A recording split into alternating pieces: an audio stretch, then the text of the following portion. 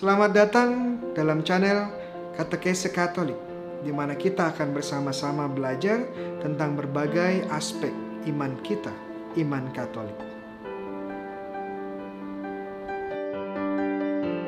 Tuhan telah bangkit. Shalom, teman-teman terkasih dalam Kristus. Saya Romo Bayu OP. Selamat datang di program Katekese Katolik yang dibawakan oleh Aquinas Center for Spirituality and Theology dan juga Faithline. Pada seri Katekese pertama ini kita akan bersama-sama belajar tentang Pekan Suci dan perayaan-perayaan yang menjadi bagian dari Pekan Suci ini.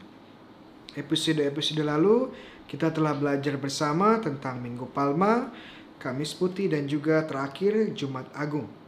Sekarang kita akan lebih fokus tentang Sabtu Suci dan juga perayaan Malam Paskah. Apa yang menjadi pembeda hari suci dengan hari yang lain? Dan apa yang membuat perayaan Malam Paskah sangat istimewa?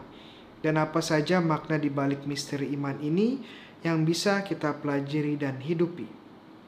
Setelah pada hari Jumat Agung kita memperingati sengsara dan wafat Tuhan kita Yesus Kristus, Sabtu Suci didedikasikan sebagai hari tenang untuk beristirahat bersama Yesus yang wafat dan terbaring di kuburnya yang gelap. Pada buku Kejadian bab 2 ayat 2 dikatakan bahwa Allah beristirahat setelah karya penciptaannya pada hari ketujuh yang adalah hari Sabat. Kata Sabat sendiri berarti istirahat.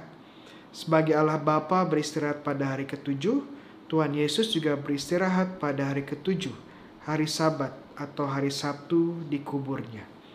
Tradisi suci dan juga kitab suci mengajarkan bahwa sebagai semua manusia merasakan kematian, Yesus juga mengalami kematian.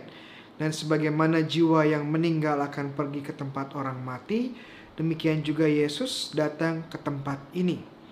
Namun Yesus datang tidak untuk tinggal di sana. Dia datang sebagai penyelamat yang mewartakan kabar gembira bagi jiwa-jiwa yang menantikan keselamatan. Kisah Yesus di dalam alam orang mati tersirat di surat pertama Rasul Petrus bab 3 ayat 18-19 dikatakan bahwa sebab juga Kristus telah mati sekali untuk segala dosa kita, ya yang benar untuk orang-orang yang tidak benar, supaya ia membawa kita kepada Allah. Ia telah dibunuh dalam keadaannya sebagai manusia, tetapi telah dibangkitkan menurut roh, dan di dalam roh itu juga ia pergi memberitakan Injil kepada roh-roh yang di dalam penjara. Dan juga pada bab 4 ayat 6 di surat yang sama, itulah sebabnya maka Injil telah diberitakan juga kepada orang-orang mati, supaya mereka sama seperti semua manusia dihakimi secara badini, tetapi oleh roh dapat hidup menurut kehendak Allah. Menarik bahwa Yesus mewartakan kabar gembira kepada roh di dalam penjara. Siapakah roh-roh ini? Dan tentunya roh ini bukanlah malaikat yang jatuh atau setan, karena mereka sudah mendapatkan hukum yang kekal. Dan ini juga bukan jiwa atau roh orang-orang jahat yang menolak secara definitif kasih Allah. Ini adalah jiwa-jiwa orang yang benar yang meninggal sebelum Kristus, terpenjara di alam maut dan menantikan Yesus yang akan membukakan gerbang surga bagi mereka. Betul bahwa tubuh Yesus beristirahat di dalam kubur, tetapi jiwanya terus bekerja. Dan misi penyelamatannya tidak terbatas bagi kita yang hidup, tapi juga bagi mereka yang sudah meninggal dan menantikan keselamatan di alam maut. Sekarang mari kita memasuki perayaan puncak dari Triduum Paskah, yakni Malam Paskah. Kita sering mendengar kata Paskah, dan dalam katekese sebelumnya kata Paskah banyak digunakan. Namun kita terkadang belum begitu familiar atau mengerti makna kata ini. Paskah dalam bahasa Inggris adalah Passover, dalam bahasa Ibrani Pesach, yang biasanya diartikan sebagai melewati atau melalui, passing over. Kata ini mengingat apa yang dilakukan oleh Allah kepada bangsa Mesir saat dia menyelamatkan bangsa Israel. Di kitab Keluaran bab 12 ayat 27 dikatakan, maka haruslah kamu berkata, Itulah kurban Paskah bagi Tuhan yang melewati rumah-rumah orang Israel di Mesir ketika Ia menulahi orang Mesir, tetapi menyelamatkan rumah-rumah kita. Perjamuan makan malam Paskah menjadi titik awal perjalanan bangsa Israel keluar dari perbudakan Mesir, melewati Laut Merah, berjalan melalui padang gurun, menerima perjanjian dan hukum Tuhan di Gunung Sinai, dan menjadi bangsa pilihan Tuhan, dan akhirnya mencapai dan memasuki tanah terjanji. Tidak mengherankan jika perayaan Paskah Yahudi menjadi perayaan yang paling penting bagi bangsa Israel. Tema besar Paskah yang adalah karya besar penyelamatan Allah ini kemudian diambil dan disempurnakan oleh Yesus sendiri. Saat perjamuan terakhir, Yesus berkata, "Aku sangat rindu makan Paskah ini bersama-sama dengan kamu sebelum aku menderita." Lukas bab 22 ayat 15. Perjamuan terakhir adalah permulaan dari Paskah Yesus, tetapi tidak berakhir di sana, tapi berlanjut ke salibnya, di mana sang anak domba Allah dikurbankan, dan mencapai puncaknya saat Dia bangkit kembali dan mengalahkan maut secara definitif. Ini adalah Paskah Yesus. Inilah Paskah yang kita rayakan sebagai orang-orang yang telah ditebus oleh darahnya dan mengambil bagian dari santapan surgawi yang telah disediakan. Perayaan malam Paskah yang mengenang kebangkitan Kristus sebaiknya dirayakan saat matahari sudah terbenam dan sebelum matahari terbit. Injil Yohanes bab 20 ayat 1 mengatakan, pada hari pertama minggu itu, pagi-pagi benar ketika hari masih gelap, pergilah Maria Magdalena ke kubur, dan ia melihat bahwa batu telah diambil dari kubur. Ini menandakan bahwa Yesus telah bangkit sebelum matahari terbit.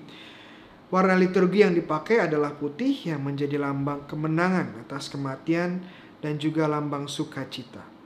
Menjadi simbol utama dari perayaan ini adalah lilin Paskah. Lilin putih dan besar ini menjadi simbol dari Kristus yang bangkit mulia. Keunikan dari lilin ini selain ukurannya yang cukup besar adalah simbol-simbol yang terdapat pada lilin ini. Ada lambang salib, dan di antara salib ini ada 4 angka yang merujuk pada tahun perayaan. Dan kemudian huruf Yunani alfa di atas salib dan omega di bawah salib. Dan ada 5 paku kecil yang melambangkan 5 luka Yesus yang akan disematkan pada lilin Paskah ini. Perayaan Paskah sendiri dibagi dalam beberapa bagian penting. Pertama, liturgi cahaya, kemudian kedua, liturgi sabda, ketiga, liturgi baptis, dan juga keempat, liturgi ekaristi. Mari kita dalami satu persatu. Liturgi cahaya atau perayaan malam Paskah dimulai dengan menyalakan api yang cukup besar untuk menerangi kegelapan malam. Dan kemudian dari api ini diberkati, dan kemudian lilin Paskah akan dinyalakan melalui api yang sama. Namun sebelum lilin dinyalakan, lilin ini akan dipersiapkan terlebih dahulu dan 5 paku akan disematkan. Dan setelah dinyalakan, lilin pun akan diarak dan dibawa masuk ke dalam gereja. Sampainya di panti imam, romo atau diakon atau kantor yang telah ditunjuk menyanyikan exsultet, yang adalah madah agung, kabar sukacita, kebangkitan bagi semua ciptaan. Kedua, liturgi sabda.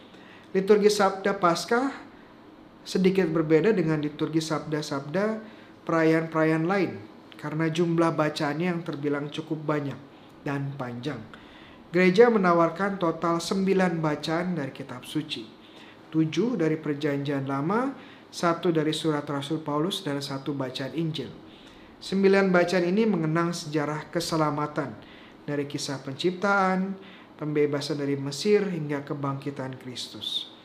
Tetapi untuk keperluan pastoral, dari 7 bacaan dari perjanjian lama bisa dikurangi dan menjadi 3 bacaan. Setelah bacaan dari perjanjian lama selesai, lagu kemuliaan kembali dinyanyikan dengan meriah dan biasanya diiringi suara lonceng.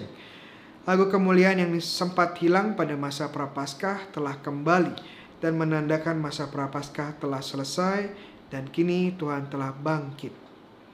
Dan ketiga adalah liturgi baptis. Adanya ritus baptis di dalam malam Paskah merupakan tradisi yang sangat kuno dan memiliki makna yang mendalam.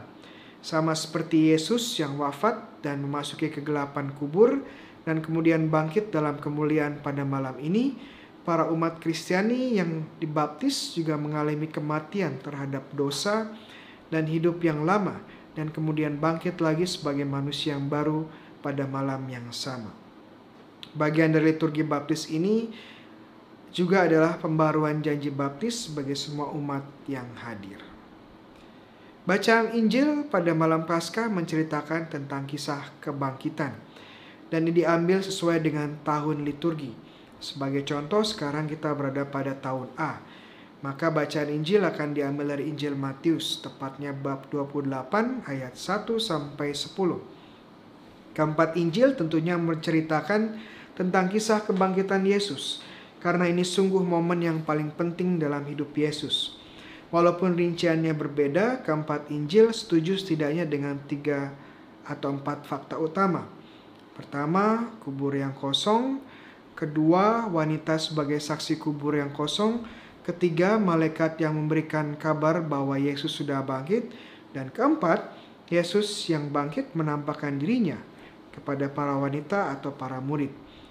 Tentunya kita membutuhkan katekese terpisah untuk menjelaskan lebih detail bukti-bukti kebangkitan Yesus ini. Tapi saat ini cukuplah kita mengerti bahwa kubur kosong menandakan bahwa tubuh Yesus telah tidak ada. Dan para wanita menjadi saksi utama dari hal ini. Hilangnya tubuh Yesus bisa diartikan bahwa tubuhnya dicuri atau dipindah diam-diam. Tetapi malaikat menjelaskan bahwa alasan kubur kosong adalah karena dia telah bangkit dari kematian. Perkataan malaikat ini kemudian dibuktikan dengan Yesus yang menunjukkan dirinya sungguh hidup kepada wanita-wanita ini atau kepada para muridnya. Kebangkitan Kristus adalah fondasi iman dan agama kita. Seperti yang ditulis oleh Santo Paulus dalam surat pertamanya kepada umat di Korintus, kalau tidak ada kebangkitan orang mati, maka Kristus juga tidak dibangkitkan. Tetapi andai kata Kristus tidak dibangkitkan, maka sia-sialah pemberitaan kami dan sia-sialah juga imanmu. Bab 15 ayat 13. Yesus yang bangkit menjadi bukti nyata bahwa apa yang diwartakannya adalah benar. Jika dia tidak bangkit, apa yang diwartakannya bahwa dia adalah Allah, putra Allah, dan dia menjadi manusia seperti kita untuk menyelamatkan kita, dan wafatnya disalib menjadi bagian dari misteri penebusan, ini semua adalah omong kosong belaka. Dan dia tidak ada bedanya dengan tokoh-tokoh penting dalam sejarah manusia, tetapi tidak bisa menghindari kematian. Tetapi Yesus sungguh bangkit, dan semua yang dikatakannya adalah benar. Malam Paskah menjadi puncak perjalanan Paskah kita, dan poin tertinggi dalam tahun liturgi gereja. Inilah malam paling kudus dari segala malam, dan adalah hari raya, sumber segala hari raya gereja. Kita merayakan Kristus yang sungguh bangkit dan mengalahkan maut. Ini adalah misteri ilahi yang menjadi fondasi bagi iman kita dan batu karang keselamatan kita. Selamat Paskah.